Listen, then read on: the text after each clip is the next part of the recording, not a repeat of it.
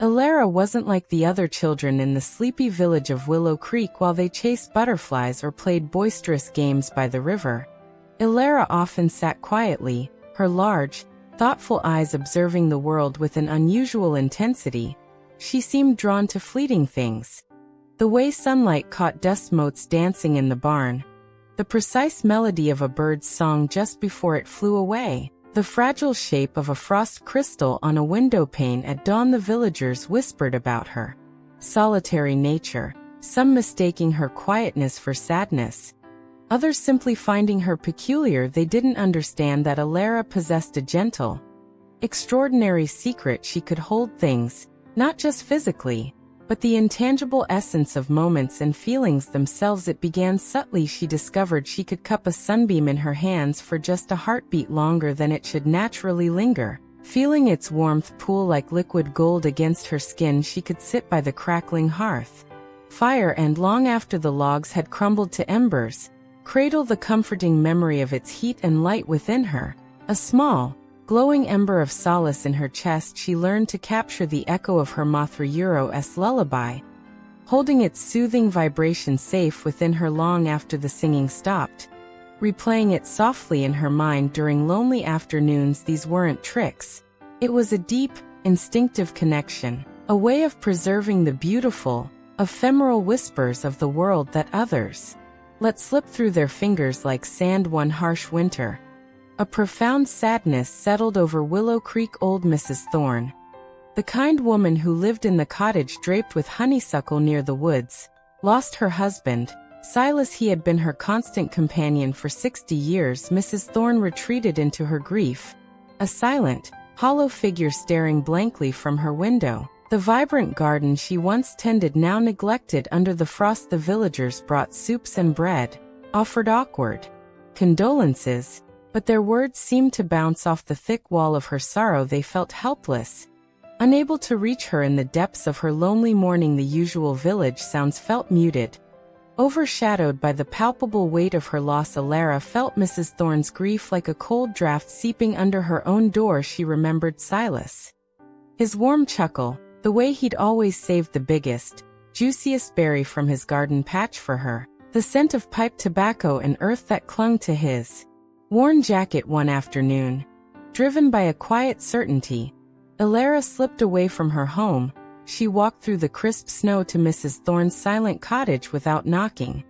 She gently pushed the door open and found the old woman sitting in the dim parlor, staring at Silas's empty armchair. Elara didn't say a word. She simply walked over, climbed onto the worn footstool beside Mrs. Thorne, and carefully, deliberately, placed her small hand over the old woman's cold, trembling one. A profound stillness filled the room. Elara closed her eyes, focusing with all her being. She reached deep inside herself, past her own quiet thoughts, to the place where she held captured moments. She sought the specific warmth of Silas's presence, not just the memory, but the feeling of safety and kindness he radiated. She gathered the echo of his deep, rumbling laugh, the remembered texture of his rough, gentle hand patting her head, the unique scent of his pipe smoke mingled with autumn leaves. Slowly, gently, like pouring sunlight into a cup, Elara let this essence flow from her own held reservoir, through her touch, and into the frozen landscape of Mrs. Thorne's heart. Mrs. Thorne gasped, a small, sharp intake of breath. It wasn't pain, but surprise. A shudder ran through her frail frame, followed by a deep, trembling sigh where there had been only icy numbness. A sudden, familiar warmth blossomed within her chest. It wasn't Silas returned, but something equally precious, the vibrant, living feeling of him, his love, his comforting solidity, the unique joy of his presence. It washed over her, not as a ghostly memory, but as a tangible, comforting reality held within her once more. Tears, not of fresh grief, but of overwhelming recognition and relief, streamed down her weathered cheeks. She turned her hand under Elara's, clasping the small fingers tightly, and for the first time in weeks, a fragile, genuine light returned to her eyes. She leaned her head against Elara's, and a single word, thick with emotion,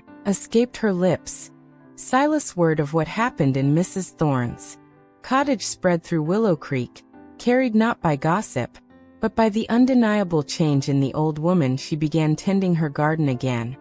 Her movements slower but purposeful, she spoke of Silas often, not with crushing sorrow, but with a tender, enduring love. People noticed the quiet girl who had sat with her, the girl who seemed to understand the weight of things others couldn't see. Slowly, cautiously, villagers began to seek Elara out, the grieving father who missed his daughter's laughter, the anxious young mother overwhelmed by change, the lonely shepherd longing for connection. Elara listened, truly listened, and sometimes, when words failed and the ache was too deep, she would offer her hand. She couldn't erase pain, but she could hold a fragment of lost joy, a sliver of forgotten courage, or the enduring echo of love, and share its warmth, helping others find their own strength within the shadows. Elara remained quiet, still drawn to the fleeting beauty of a sunset or the intricate pattern of a spider's web.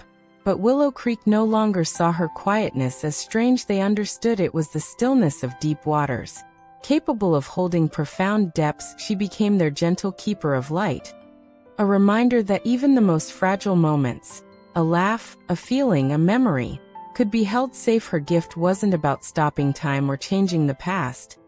It was about offering sanctuary to the beautiful, transient whispers of life, proving that sometimes the strongest thing one can do is simply hold the light, so others can find their way back to it when darkness falls. And in that quiet holding, Elara found her own place, woven into the very heart of her community, a beacon of quiet resilience.